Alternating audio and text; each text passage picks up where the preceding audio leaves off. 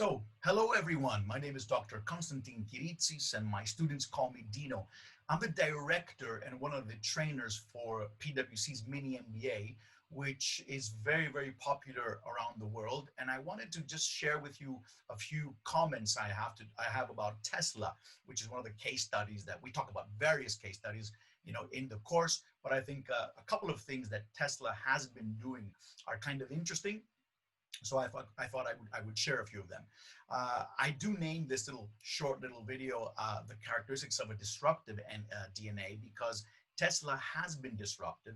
I just wanted to note that Tesla is now, according to the latest data, in mid to late 2020, the most valuable car maker in the world. And if I said that to anyone about 10, 15 years ago, you would not believe that a new company with only 10 years basically of experience would be able to have a higher value than Mercedes or BMW.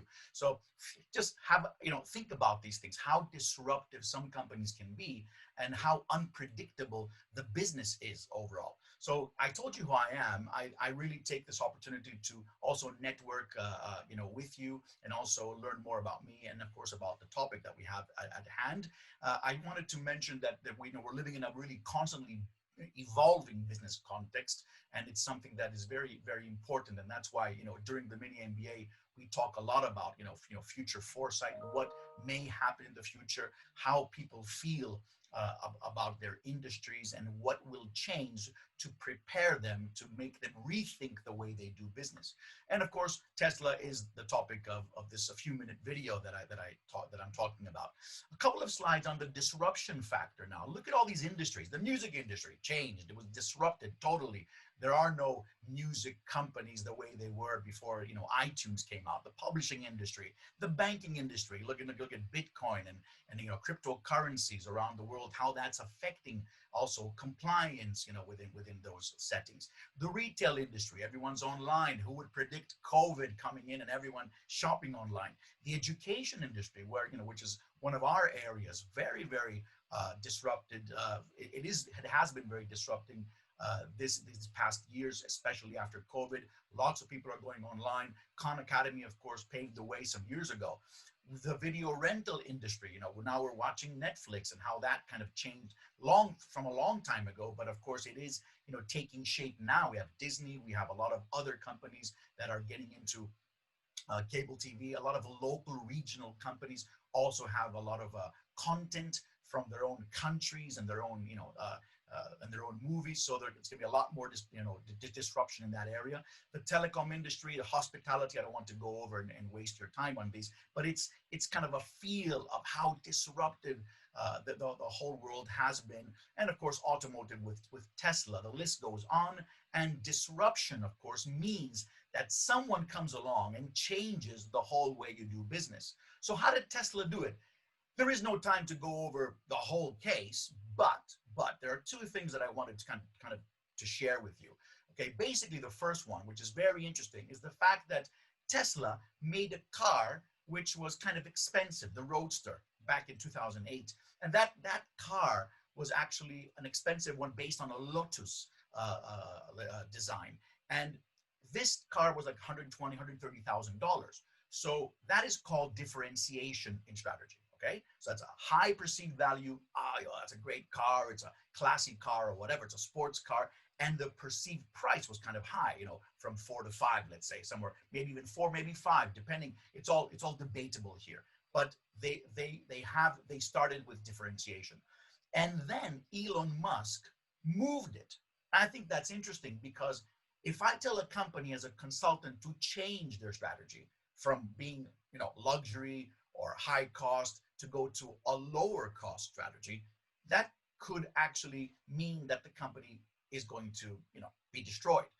For example, take an example of Mercedes itself. It's a differentiated company as well, very expensive, very luxury. And then you say, okay, I'm going to make a car that's cheaper. So what did Elon Musk do?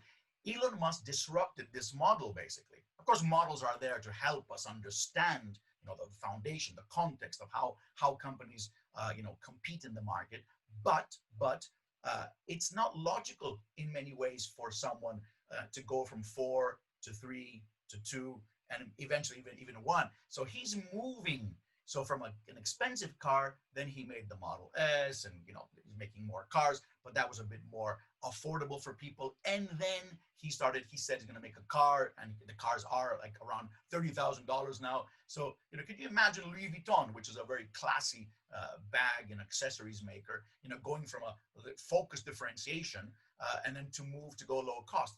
That would probably not be a good thing for them to do. So he's disrupting that. And that's something in our classes that we discuss. Is it going to work? Is it interesting?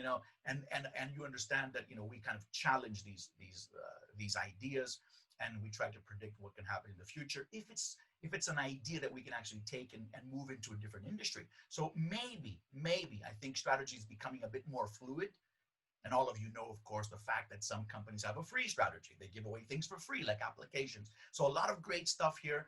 Think about that. I'm not here to tell you the cold case. It's impossible in a few minutes. But starting high cost and moving into low cost is not something that's logical. And the second and last thing in this video that I wanted to share is that he doesn't believe in advertising. Amazing. He has millions of followers. And what does he do? He just tweets something and everyone knows. So he spends all the money into, making a better car, as he says. Now, those two things, if you tell a company, no, don't do marketing, just use, tweet something if you're well known, yes, it's difficult to do. I understand that. And not everyone is Elon Musk, but just doing that, I think, is really disruptive. I think it's kind of, challenging the status quo. So I think those two things, the strategic approach that he took, and I think he had this in his mind, of course, to go from high to go lower, which, changing the pricing a lot. That's not really logical, because you have to have an identity, as we learn. And the fact that, he doesn't market in that sense, he just tweets, and that kind of, gives it a little bit of an interesting case study to discuss, to see how challenging things are in the world. So I hope you kind of like that. There's a lot of things that we do, similar to this in the Mini MBA, and we take a really holistic approach on business. So we can help you even start a business or even assess your business and become better, of course, in the whole business acumen area. Thank you very, very much. Bye-bye.